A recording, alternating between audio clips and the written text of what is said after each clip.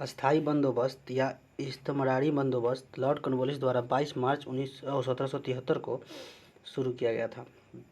Warren Hasting द्वारा बंगाल में स्थापित कर संग्रहण की ठेकेदारी व्यवस्था से किसानों की स्थिति शोचनीय हो गई थी। इस स्थिति में सुधार के लिए कंपनी सरकार ने, यानी ये दयनीय होगा, लॉर्ड कॉर्नवालिस को अस्थायी सुधार के लिए नियुक्त किया।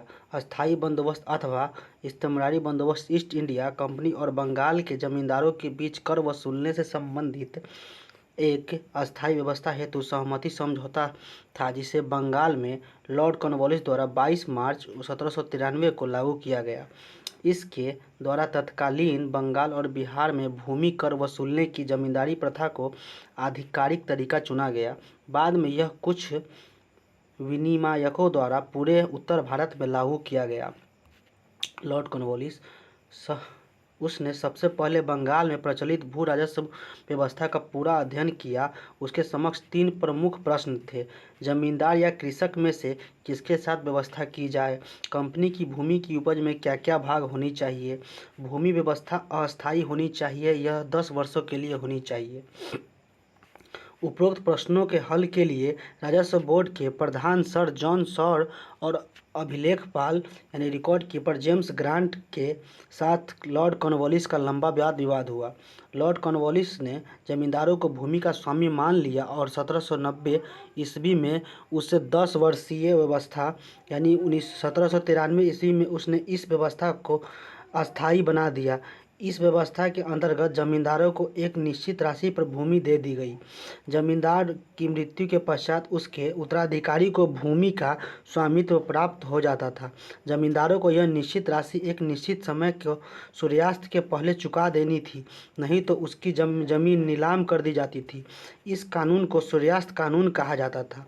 इस बंदोबस्त के अन्य दूरगामी परिणाम भी हुए और इन्हीं के द्वारा भारत में पहली बार आधिकारिक सेवाओं को 3 स्पष्ट भागों में विभक्त किया गया। राजस्व, न्याय और वाणिज्यिक सेवाओं को अलग अलग किया गया।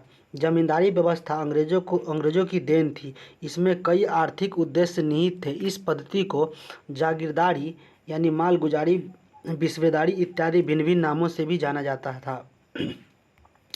पृष्ठभूमि: इससे पहले बंगाल, बिहार और ओडिशा के जमींदारों ने बंगाल में मुगल सम्राट और उसके प्रतिनिधि दीवान की तरफ से राजस्व एकत्र करने का अधिकार ग्रहण कर लिया था।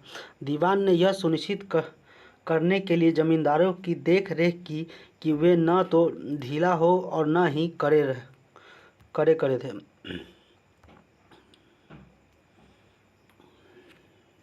जब ईस्ट इंडिया कंपनी को 1764 में बक्सर की लड़ाई के बाद साम्राज्य द्वारा दीवानी या बंगाल की आधिपत्य के सम्मानित किया गया, तो यह खुद को प्रशिक्षित प्रशासकों की कमी पाया, विशेष रूप से स्थानीय प्रथा और कानून से परिचित लोगों को।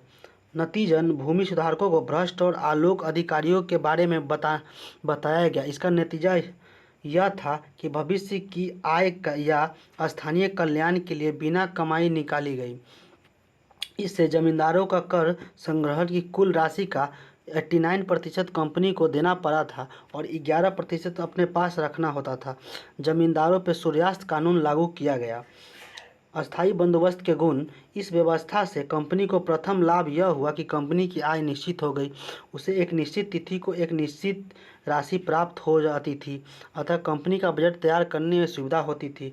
अब कंपनी को प्रत्येक किसान से भूमि राजस्व वसूल करने के उत्तरदायित्व की मुक्ति मिल गई। अब कंपनी को अपने साम्राज्य का विस्तार या व्यापार के विस्तार का समय मिल गया। अब जमींदार कपड़े के स्वामी भक्त बन गए और ब्रिटिश विरोधी जो आंदोलन हुए उसे कंपनी के सहायता दी। इन जमींदारों ने तन मन से अंग्रेजों की सेवा की। अस्थायी बंदोबस्त बंगाल के जमींदारों के लिए एक वरदान सिद्ध हुआ। अब कंपनी ने उन्हें भूमि का स्वामी स्वीकार कर लिया। जमींदारों को पूरा भरोसा था कि जब तक वह निश्चित राशि कंपनी को चुकाते रहेंगे तब तक वह भूमि के स्वामी बने रहेंगे। अब उन्हें और किसी प्रकार का कर नहीं चुकाना पड़ता था। अस्थायी बंदोबस्त से यह भी लाभ हुआ कि कृषि में उत्पादन बहुत अधिक बढ़ गया। इसके फलस्वरूप बंगाल शीघ्र ही भारत का सबसे समृद्ध प्रांत बन गया। इसे व्यापार और उद्योग को भी बढ़ावा मिला। अस्थायी बंदोबस्त के दोष तथा सीमाएं। राजस्व की राशि इतनी अधिक निर्धारित की गई थी कि बहुत से जमींदार निर्धारित समय पर कर चुका नहीं पाए, जिसके कारण उन्हें भूमि के स्वामित्व से वंचित होना पड़ा। नीलामी के समय अधिक भूमि शहर के धनी वर्ग के लोगों ने ले ली, जिससे कृषि का कोई अनुभव ही नहीं था। लोग किसानों से बहुत अधिक राजस्व लेते थे। इस व्यवस्था की सबसे बड़ी त्रुटि थी कि किसान पूर्ण रूप से जमींदारों की दया पर आश्रित हो गए। जमींदारों को जमीन का मालिक और किसान को उनका रैयत बना दिया गया। किसानों को का जमीन पर से सभी मालिकाना हक छीन लिया गया। इसके घातक परिणाम हुए। कृषि उपज कम हो गई। अस्थायी बंदोबस्त से ईस्ट इंडिया कंपनी पर भी बुरा प्रभाव पड़ा।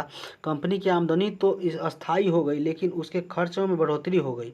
इस कारण कंपनी को आर्थिक संकट से जूझना पड़ा। जमींदारों से केवल संपर्क होने के कारण आम लोगों के बारे में कंपनी को जानकारी नहीं रही। इसी कारण इतिहासकार होमलेस ने इस व्यवस्था को दुखद मूर्खता भरी यानी सैड ब्लंडर कहा है।